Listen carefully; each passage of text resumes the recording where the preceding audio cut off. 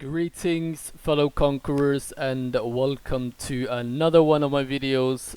In this video, welcome to the Kickstarter of the School for Conquerors series. In this specific one, I will be explaining the basics and a lot of things that most conquerors are not aware of or are not using properly or to their full efficiency that I believe that they should. I will be providing a small clip of an example after a point or an example that I'm making to exactly show you what I'm talking about. As we progress through the School of Conquerors series, you may notice changes to my channel in terms of a microphone or an intro or a logo. Do not be disappointed if they don't show up. Those things simply take time to get together for me. But without further ado, let's get started. So, let's get things started with something that very few conquerors are aware of. At least that is what I have noticed. None of my conqueror friends know of this, and I was told this by my lovely friend Jens. That is that the conqueror has a feint. Surprise, surprise, yes. I was as surprised as you are right now watching my video. Not many people are aware of this, and most people that you face will obviously be thinking, oh, he's charging his heavy, so either he has to get it out or he has to get out of combat, which allows me to fuck him up good with a surprise attack. For example, like this. Not like that, not like that. I'm sorry, bot. I'm very sorry. Like this. You do that by releasing your heavy at the same time that you go out of combat. It's very tricky to time right. I can't even get it off right, as you can see most of the time, like apart from that time. But the way to do it is that you release your heavy, and immediately after you do that, you go into full block stance. You just tap your full block stance button once, and that allows you to feint your attack. I use this method a lot, and especially against classes that are more reactive than conquerors.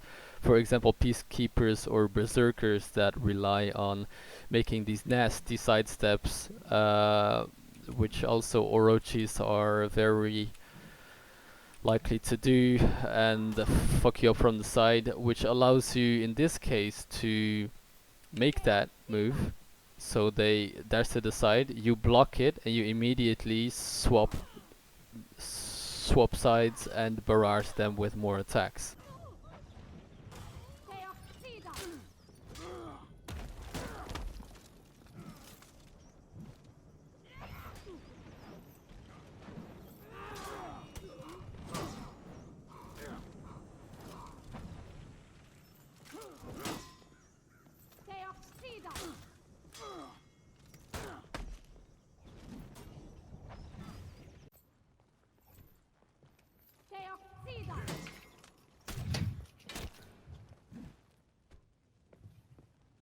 This is I should list this under advanced tips, because this doesn't make sense unless you have a good grip on the game already. And what I mean by a good grip on the game is specifically the timings of each class's attacks and the range that they have. As you can see here, I know exactly how far his overhead smash goes. So I take a bit of a small step back to let him make that hit, and then I take a counter attack to that.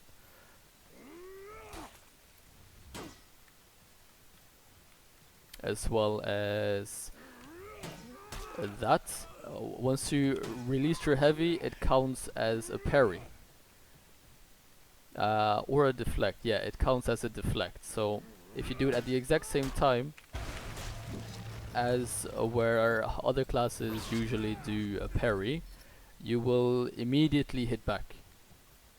I regularly switch this off and on with this. You just block one attack and immediately strike back, but this is something that most conquerors do, and is also expected. Not only I read the combat indicators of where the directions are coming from, but I also read my opponent's animations. So for example, if they dash forward to me, 9 out of 10 times it's to get in the guard break. So as soon as they dash forward, I release my heavy so that the release of my heavy attack counts as a deflect to their guard break and immediately punishes them with a huge amount of HP gone. This counts the same for the Orochi, where they where they step back and they charge a dash attack. You know it's going to come from either left or right, depending on how their character is standing, and you just need to wait for them to actually do it, and just wait for that good timing to release your heavy attack. You will see it in the clips that I will be adding after this.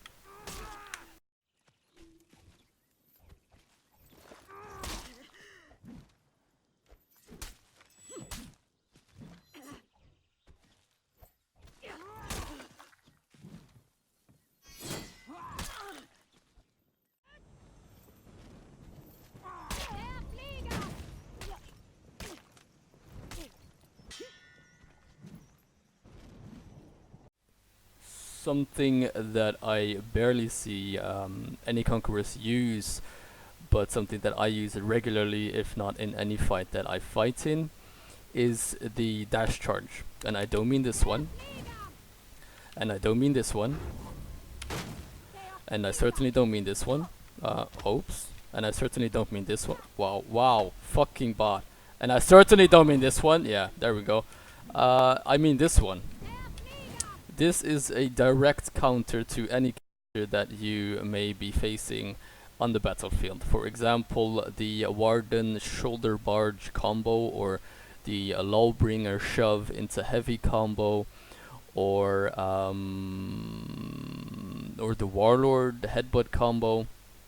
If you have a Warden that constantly does that kind of stuff, the only thing that you need to do is dash to the side so you avoid their shoulder barge, and as we all know, he is then prone to grab you with a guard break, and you overpower that with the shield barge. If you have the level 2 trait where your shield attacks deal damage, this is also very useful for some chip damage. This of course opens up a whole new window of bullshit from your side, because as you can see, it drains their stamina a shit ton while you barely lose any. And as you can see in the example that I will be adding after this clip, there's basically no way out of this, and you have your opponent permanently fucked.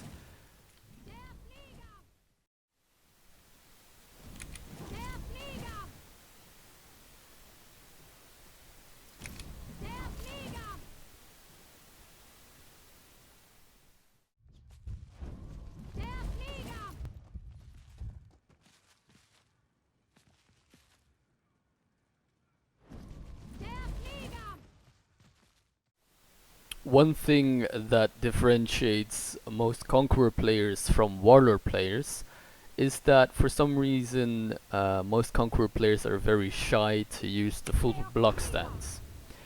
I do not understand quite why.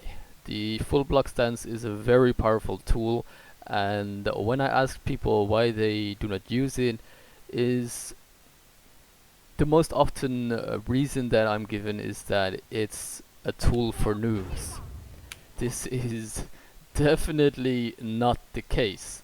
If you're fighting against a Peacekeeper or a Berserker or an Orochi or any other class that relies on getting one light attack in and chaining it with another light attack that that's either guaranteed by the previous one or is very hard to change the direction to because it's so fast, just click your oh shit button and their whole combo is cancelled out.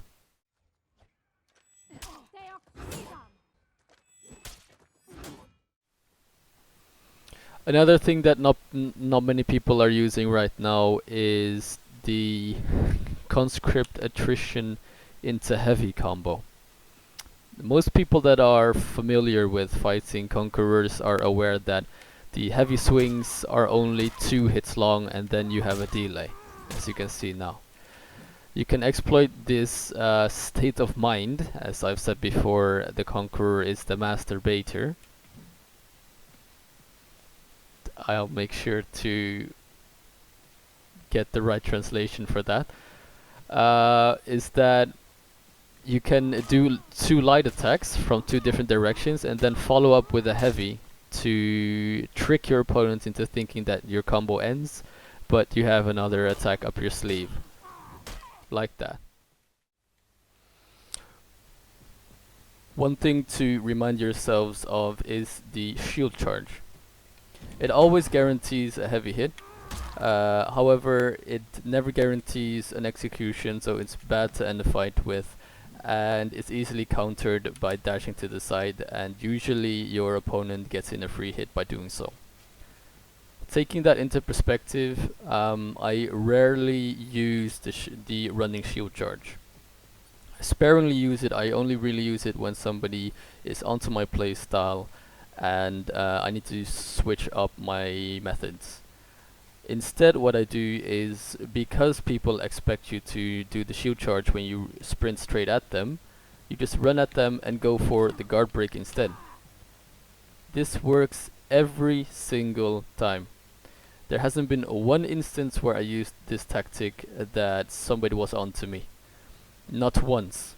And I'm not lying here. You can see in the example there was a Lawbringer that refused to move away from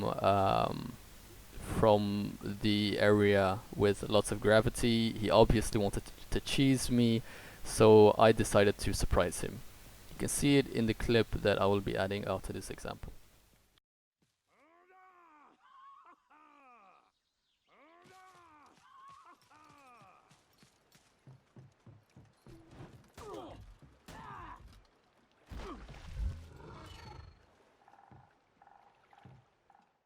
I see a lot of Conqueror players going the cheesy road with the like the Wardens and the Warlords and the Lawbringers with this combo.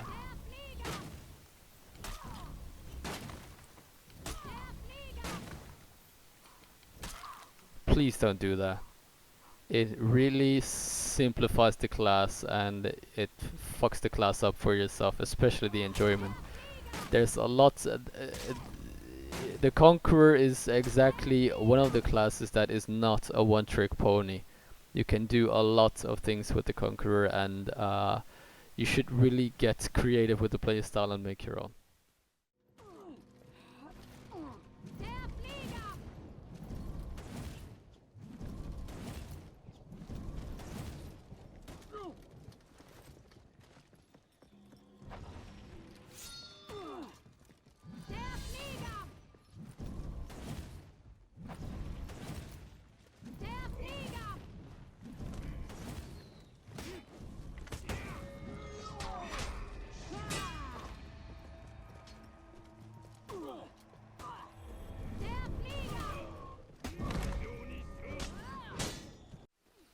In the future videos of these School for Conqueror series, I will be referring to these techniques a lot.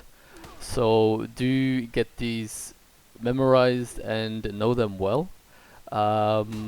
These are basically the best tips that I have for new Conquerors and people that are new to the game. Another good tip that I have for you is to do the advanced practice mode, and especially get your guard break timings right. The best tip that I have for guard break countering is a lot of people pay attention to the red shield on the opponent.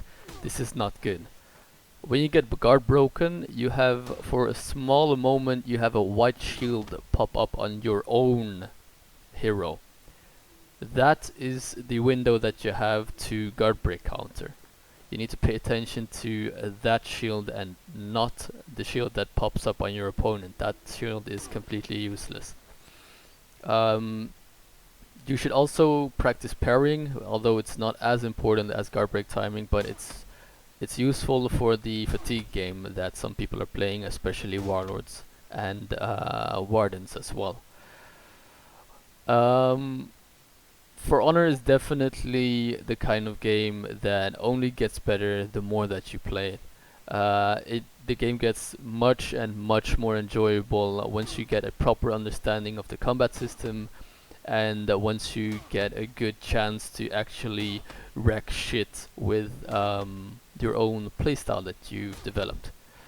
Pay attention to my next video, which will be a video with visual explanations and a visual guide to all the item stats and which item stats I've chosen and why I've chosen them as well.